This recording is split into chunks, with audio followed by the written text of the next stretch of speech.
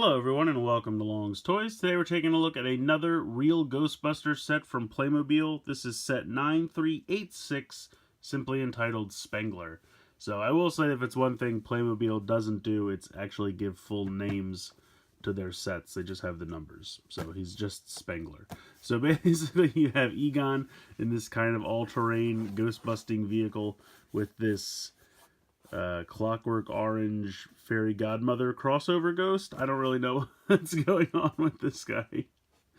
Yeah, so we'll find out, I guess. So here is the side. You have a picture of the figure of Egon, as well as a little still there from the cartoon of a group shot of the Ghostbusters. And then here's the whole set with the same picture. Nothing going on the bottom. Top shows you, I guess, how to open it, or I'm not really sure. Is that like a forklift action? We'll find out. We'll find out how it works. Taking a look on the back just shows you all the pieces all laid out from the whole set. So I will go ahead and get this fully assembled and we'll take a closer look.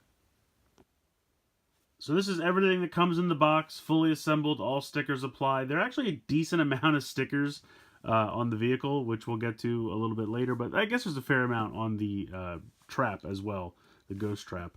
But yeah, taking a look at the figures real quick.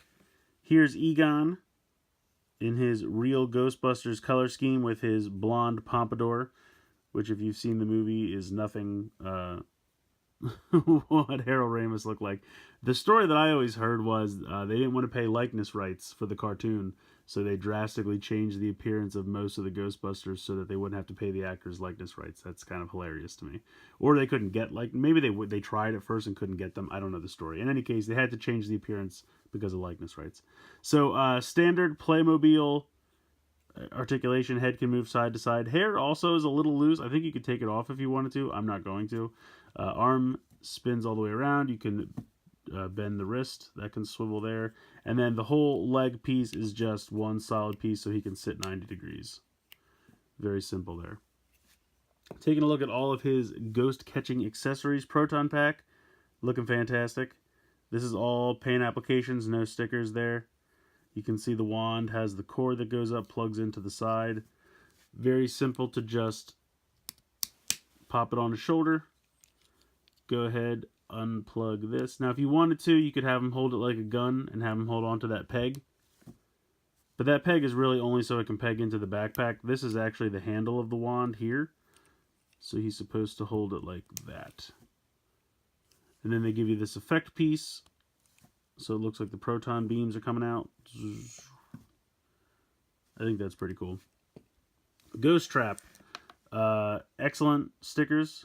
I think they did a really great job designing the stickers. It really does give me that kind of 80s toy feel. Really makes me think of the roleplay Ghost Trap that I always wanted as a kid and never had. I feel like the color scheme is just so on point. Opens up, and then you can see that is a big sticker inside there. The little plastic hose fell off. You just pop that right on there. And that hose doesn't do anything. It's just for aesthetic purposes. This is the actuator, so let me pan the camera down here. If you want, you can leave it on the ground and pretend he activates it with his foot like they always did on the show.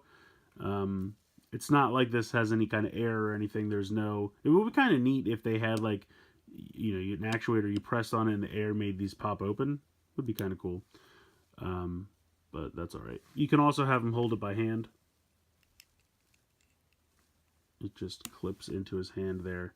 So you can have him activate the trap like that. Also, PKE meter. That's one sticker there. But PKE meter looks good. Clips into his hand. I will say all the accessories have always been very impressive to me. I think Playmobil is crushing it with the accessories. Taking a look at the Ghost. Very colorful. I still don't really know what's going on. It's kind of a Clockwork Orange, Freddy Krueger meets Tooth Fairy kind of thing going on here. She's got these crazy Wolverine-like claws. They just snap onto the forearms. But very bright, very colorful. So just really, I think it really looks nice. The wings just clip on the back. There's a little peg hole in the back. They look really nice, sparkly, translucent.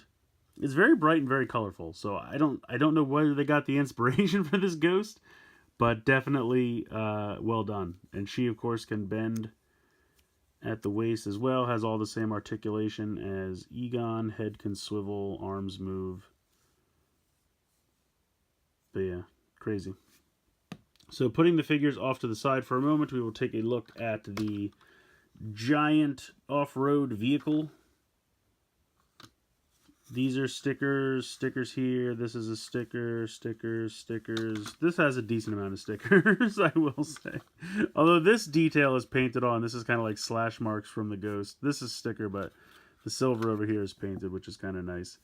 You have a really nice logo sticker there on the front, behind the grate. And you have these really big wheels. These are kind of a like soft rubber. So they are starting to pick up like fuzzballs and stuff, so be careful. But it rolls very nice. It could easily go like over terrain. The four-wheeler aspect to it is pretty spot on. It's got this launcher on top, which is pretty cool. You just very easily clips on the top. And you just push this in, and it fires. It just uses friction to fire these discs. You have 3 translucent fluorescent yellow discs that you just pop back in there. And they fire pretty well, I have to say. When there's one left, sometimes it'll fall out. But if it's level, it shouldn't. It's just the way I'm holding it. But yeah, I think that's really neat. I think they do an excellent job of firing. And it's a pretty fun little gimmick. And clips very simply there on the bar of the cage. In the back here, you have this area where I think like you could probably have a figure sit in there. As I can't pick up Egon and he just rolls around. I'm going to take all of his gear off here. But yeah, so if you just, like, you could have him sit in there and pretend he's working the thing, but then you can't really close the gate. But what it's meant to do, if you put all of the stuff together, you can go ahead and slide the trap in, you can put the proton pack, and then you can actually slide up this grate, and it kind of keeps everything in place. It's like a makeshift trunk. I think that's kind of cool. I like that. I appreciate that. It also has a hitch on the back here, so I don't know if that's going to connect to a future release or one I just haven't reviewed yet, but it looks like it could pull a trailer. And then this whole cage just opens up, and you can go ahead and sit Egon inside, and then put his hands on the controls, close it up, and then he is ready to go. And like I said, rolls very well. So I think this is a really cool release. I like this quite a bit. I think this is another really fun release. I will say that I think Playmobil has really been crushing it with both the Ghostbuster movie and real Ghostbusters sets. Fantastic figures, really nicely painted and detailed. I love the real Ghostbuster look for Egon. I think they translated that very well to the figure. The little off-road vehicle is super neat. I love the big wheels. I love the kind of storage trunk on the back. I love the disc launcher. You know, there's a decent amount of stickers, but they're easy to apply, and it really looks good when you're done. The Ghost, like I said, not sure what the inspiration was for the Ghost, but it's very interesting, very colorful. Again, painted very nicely. Accessories are great. So I don't really have anything to complain about. I think they did a really nice job. This is an excellent set. I believe it retails for about $25, depending on where you find it, but I think I found it on Amazon for around $13. So if you're looking for these, definitely check Amazon, because they were definitely less than retail price on there. So that would be the best place to check, in my opinion. But I've also seen them at Barnes & Noble, but full price at Barnes & Noble. So let me know what you guys think in the comments below. Please like, share, comment, subscribe. Hope you guys enjoyed the video. And as always, thanks so much for watching.